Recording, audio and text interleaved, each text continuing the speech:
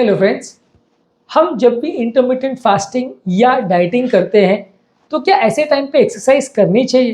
क्या इससे कुछ फ़ायदा है? और क्या एक्सरसाइज करने से हमारा डाइट पर कंट्रोल या फास्टिंग पर कंट्रोल बिगड़ तो नहीं जाएगा?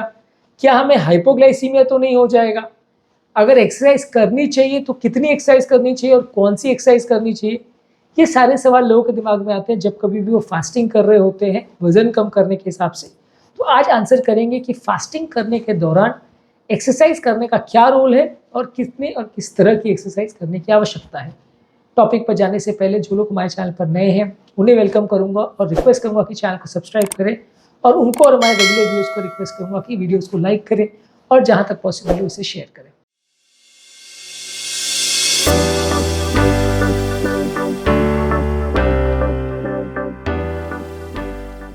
यूजुअली एक्सरसाइज करना आवश्यक इसलिए है क्योंकि जब कभी भी हम डाइटिंग करते हैं हमारे बॉडी का मेटाबॉलिज्म यानी कैलोरी को यूज़ करने का जो तंत्र है वो स्लो हो जाता है।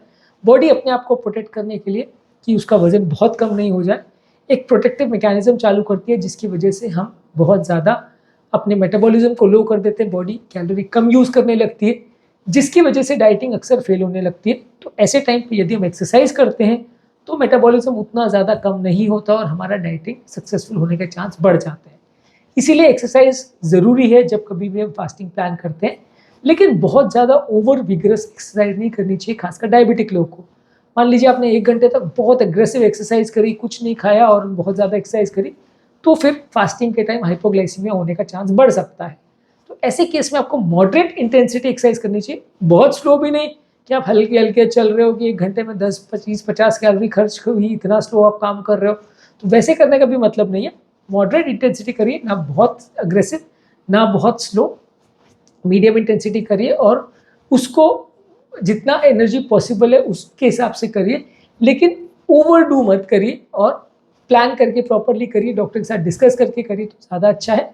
ज़्यादातर कोशिश ये करिए कि जो भी आप एक्सरसाइज कर रहे हैं वो अपने फास्टिंग विंडो के एंड के आसपास करें। मान लीजिए अगर आपको रात को फास्टिंग की और सुबह 8 बजे आपको ब्रेकफास्ट करना है, रात को 8 बजे लास्ट ने खाया था, सुबह 8 बजे ब्रेकफास्ट करना है, तो सुबह 6 से 8 आप एक्सरसाइज कर लीजिए और जब आपको अपना फास्ट तोड़ना हो उस टाइम तक आप एक्सरसाइज करते रहिए और एक्सरसाइज जब आपका फिनिश हो तो उसके 15-20 मिनट में आप अपना फास्ट तोड़ सकते हैं और खाना खा सकते हैं। तो एक्सरसाइज के बाद जो लगने वाली तेज़ भूख है वो भी मैनेज हो जाएगी, आपकी एक्सरसाइज भी अच्छे से हो जाएगी और एक्सरसाइज के बाद हाइपोग्लाइसीमिया वगैरह का उतना ज़्यादा रिस्क नहीं रहेगा और जो एक्सरसाइज से फ़ायदे हैं वो भी आपको मिल जाएंगे। तो इसलिए कोशिश करिए कि एक्सरसाइज आप अगले मॉर्निंग पे जब फास्ट ख़त्म करने वाला पीरियड हो उससे जस्ट पहले करेंगे तो थोड़ा ज़्यादा अच्छा है। इस दौरान ये भी आपको कोशिश करनी है कि बॉडी का हाइड्रेशन मेंटेन रहे, ज़्यादा से ज़्यादा मात्रा में पानी पीते रहे। अगर आप पानी पिएंगे तो बॉडी का फंक्शन प्रॉपर रूप में चलता रहेगा। यदि आप पानी में कटौती या कॉम्प्रोमाइज़ करते हैं या नहीं पीते हैं तो इससे बॉडी डिहाइड्रेट हो सकती है जिसकी वजह से आपको सडन ब्लड प्रेशर ड्रॉप होने की वजह से किडनी पर और मसल्स पर और हार्ट पर डैमेज हो सकता है, हार्ट अटैक वगैरह का चांस बढ़ सकता है, क्लॉटिंग ब्लड का ट्रिगर हो सकता है। तो इसलिए आपको ये कोशिश करनी है कि आप पानी ज़्यादा मात्रा में पिए। इसके अलावा आपकी बॉडी के जो सिग्नल्स है उसको समझने का प्रयास करिए। कई बार आपको अगर चक्कर आ रहे हैं, कमज़ोरी आ रही है, बहुत ज़्यादा सुस्ती हो रही है या आपको माथे में कोई अजीब से कन्फ्यूजन वाले सेंसेशंस अगर आ रहे हैं तो इसका मतलब ये है कि और एक्सरसाइज नहीं करनी चाहिए और ये एक सॉफ्ट सिग्नल है आपको कि एक्सरसाइज बहुत ज़्यादा हो गई और आपको रुकने की आवश्यकता है। अगर इस टाइम पे आप ओवर एक्सरसाइज करने की कोशिश करेंगे तो ऐसे में आपको नुकसान होने का या प्रॉब्लम्स होने का चांस बढ़ जाएगा। तो ऐसा टाइम पे कोशिश करिए कि अपनी बॉडी की सुनिए और जितनी ज़रूरत हो उतनी एक्सरसाइज ही करिए। बहुत ओवर एक्सरसाइज आप अगर करेंगे तो आपको सडनली ब्लड प्रेशर या शुगर के कम होने की वजह से प्रॉब्लम आ सकती है। इसके अलावा आपको ये कोशिश करनी है कि walking, yoga, light exercise, low impact aerobic exercise, dance, इस तरह की एक्सरसाइज को ज़्यादा करिए जितनी आपकी एनर्जी स्टोर्स है उसके हिसाब से।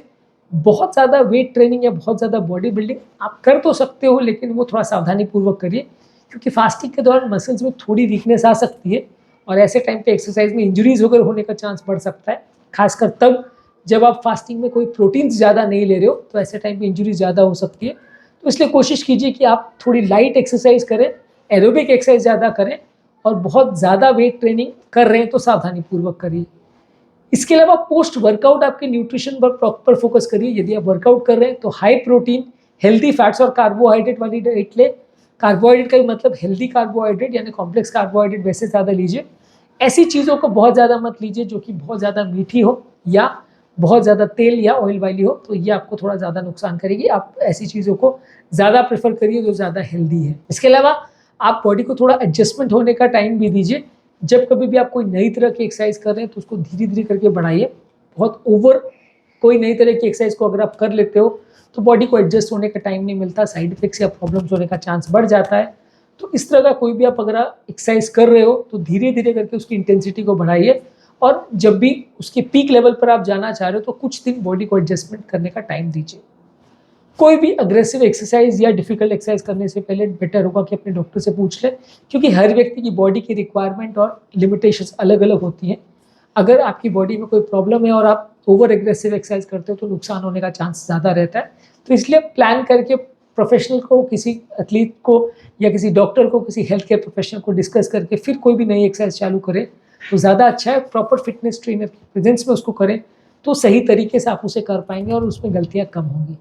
इसके अलावा एक्सरसाइज से अगर आपको मसल प्रिजर्व करनी है तो एक्सरसाइज से उसमें आपको मदद मिलेगी। आप हाई प्रोटीन वाली चीज़ लीजिए तो इससे आपकी मसल्स भी ठीक रहेगी और फास्टिंग के दौरान मसल लॉस नहीं होगा। आप प्रोटीन सप्लीमेंट्स भी ले सकते हैं। प्रोटीन के सप्लीमेंट जैसे ब्रांच चेन अमीनो एसिड्स और क्रिएटिन के सप्लीमेंट्स अगर आप लेते हैं तो इससे आपकी प्रोटीन बढ़ेगा, बॉडी का मसल मास लॉस नहीं होगा और आपकी मसल्स वीक नहीं होगी। इसके अलावा आप कैफीन को भी यूज़ कर सकते हैं। कैफीन आपकी भूख को सप्रेस करता है और सर्टेन स्पर्ट ऑफ एनर्जी आपको देता है। तो आप हाई कैफीन वाली ड्रिंक्स भी ले सकते हैं। एनर्जी ड्रिंक्स में कई बार कैफीन आता है तो ये आपको एनर्जी देने के लिए प्रयोग कर सकते हैं, हालांकि बहुत हेल्दी नहीं है। फास्टिंग करने वाले लोग को थोड़ा सा बीच बीच में रेस्ट डेज भी रखना चाहिए। आप डेली बहुत अग्रेसिव एक्सरसाइज नहीं करिए, नहीं तो मसल को डैमेज होने का चांस होगा। अलग अलग एक्सरसाइज में फ्लेक्सिबिलिटी रखिए। कोई दिन आप कोई टाइम पर एक्सरसाइज कर रहे हैं, कोई दिन कोई टाइम पे, कोई दिन कोई अलग तरह की एक्सरसाइज कर रहे हैं, कोई दिन कोई और तरह की। इस तरह की एक्सरसाइज शेड्यूल्स में अडेप्ट करते रहेंगे तो ज़्यादा अच्छा रहेगा।